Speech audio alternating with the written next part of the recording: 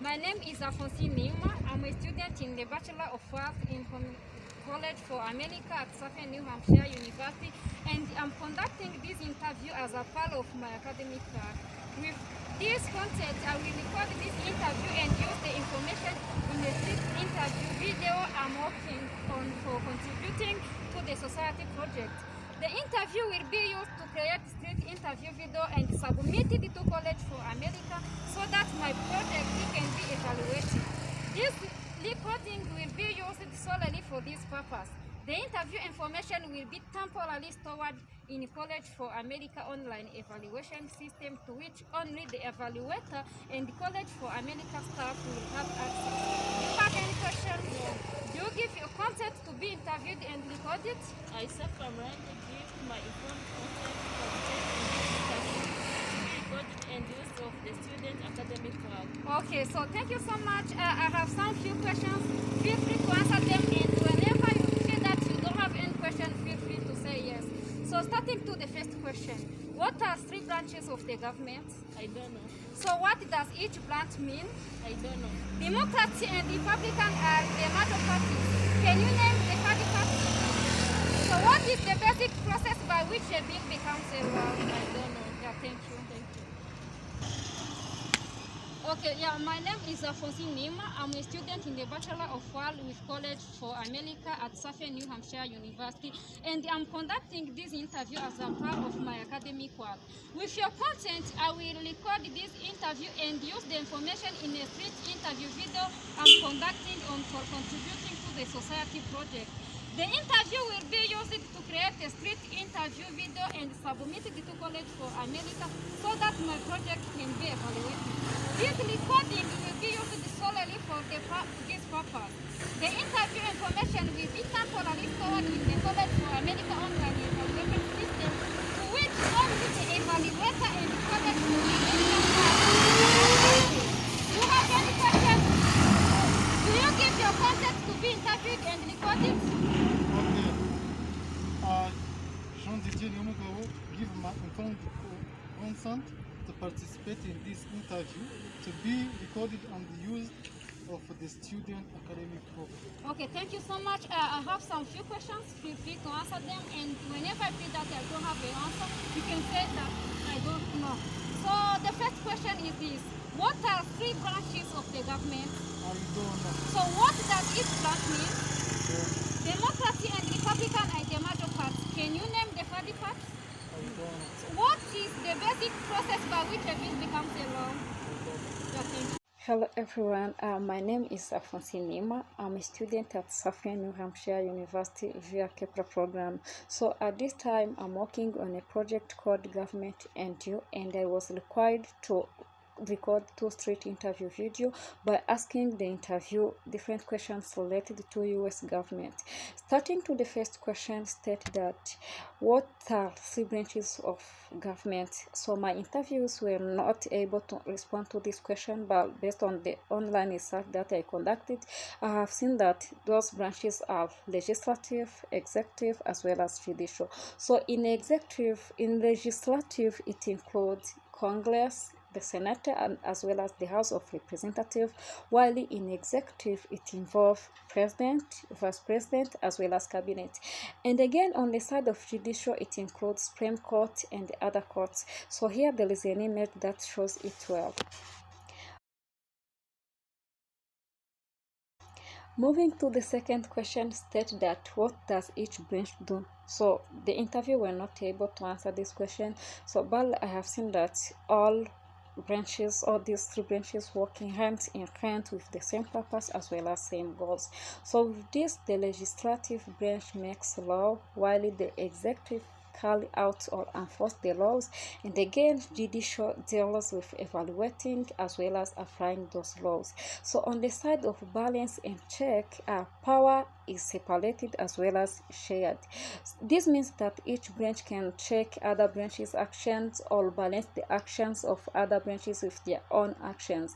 So there are two forms of power. express as well as implied. So express power are granted in constitution, while implied power are delivered from those express power are all branches law. And again, legislative may fund laws, while the executive or the president may sign or veto a law. And again, the courts may fund laws and constitution. So each branches check the power of others in order to make sure that the power is balanced between them. And again, the Senate confirms judicial appointment and the President nominates federal judges. Not only that, but also the Senate reviews many appointments and the President might sign a budget as well as like other budget laws. Moving to the third question, said that Democrats and Republicans are the major parties. Can you name the third party? So first of all, a two-party system is a system in which two major political parties dominate voting in nearly all elections at every level of a government, and as a result, the majority of elected office are members of one of two major political parties. The United States is an example of two-party system in which the majority elected office are either Democrats or Republicans.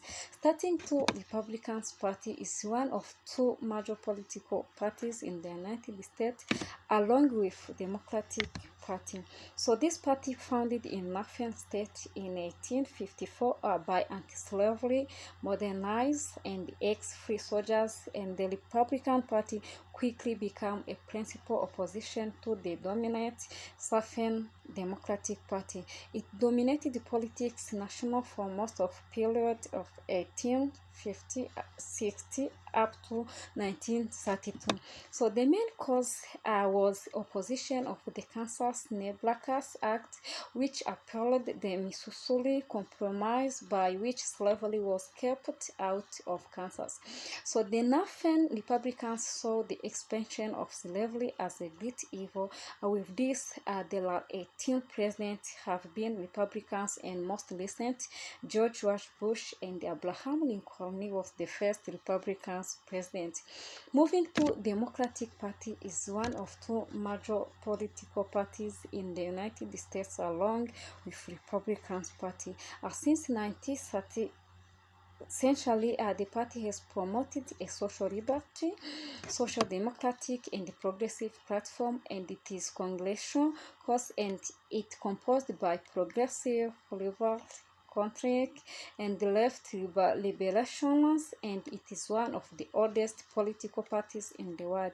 So the Democratic Party evolves of anti-federalist faction that oppose physical policies of Alexander Hamilton in early 19th century. So Thomas Jefferson and James Madison organized this faction into Democratic Republican Party. And again, President Barack Obama is the 15th Democratic to hold the president. Moving to the third party is a political party in the opposition of the main parties in two-party system. So third party faces many obstacles in the American politics. They're usually not even allowed on ballot due to lack of popular support and signatures to warrant a place under local laws. The problem feeds upon itself, and marginalities of the third parties means that they are not well known enough to attract national attention. So third party do play an important role in national politics. This means that a third party usually organized and mobilized around a single issue or position, and putting pressure on candidates for major political parties to address these issues. For example, a segregationalist American Independent Party candidate George Wallace gained 13.5% of popular vote in 1968 election. In response, the Republican Party adopted a Southern strategy to win the support of conservative and Democrats in South who opposed the new civil rights movement. So moving to The last question stated that what is the basic process by which a bill becomes a law? First of all, I have seen that there are 9 steps in which they consider that the bill might become a law. The first one is all about the bill drafted. This means that any members of Congress, either from Senate or House of Representatives, who has an idea of law can draft a bill. The primary Congress member supporting the bill is called a sponsor, while the other members who support the bill are called co-sponsor. The second step is all about the bill introduced. Once a bill is drafted, it must introduce it. If a representative is a sponsor, the bill is introduced in the House. If a senator is a sponsor, the bill is introduced in the Senate. The third step is all about the bill goes to the committee. When a bill is in hands with the committee, it is carefully examined and it is chance to passage until the Congress are determined. The committee may even choose to hold hearing to better understand the implication of the bill. Hearing allow the views of executive branch experts and other public officials or other supporters and opponents of legislation to be put on the record. The fourth one is all about subcommittee review of the bill. Often committees refer bill to subcommittee for study and their own hearing. The subcommittee may make changes to a bill and must vote to refer a bill back to the full committee. The next step is all about committee markup the bill. When hearing and subcommittee review are completed, the committee will meet and mark up the bill. They may change and the amendment prior to recommending the bill to the floor. If committee votes to report registration to the full chamber of Congress, the bill dies, while if the committee votes favor the bill, it reported to the floor. The next step is all about voting by the full chamber of the bill.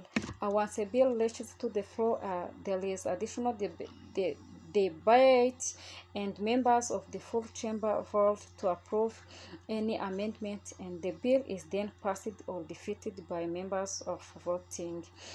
The next step is all about the follow of a bill to other chamber. When a House or Senator pass a bill, it will fall to the other chambers, when it usually follows the same route through committees and finally to the floor. This chamber may approve the bill as receives or rejects or ignore or change it. It can depend on their observation. The F step is all about the bill goes to the president. After both House and Senators approve the bill identical form, the bill is sent to the president, and if the president approves of legislation, it is signed and become a law. And again, if a president opposes the bill, they may veto the bill. The last step is all about overriding a veto. So if the president veto a bill, Congress may attempt to override the veto. And again, if both Senate and House pass a bill by 2/3 majority, the president's veto is overruled and the bill becomes a law. Thank you a lot. These are the steps that they need to follow in order to consider that the bill may become a law. So this is the end of my presentation.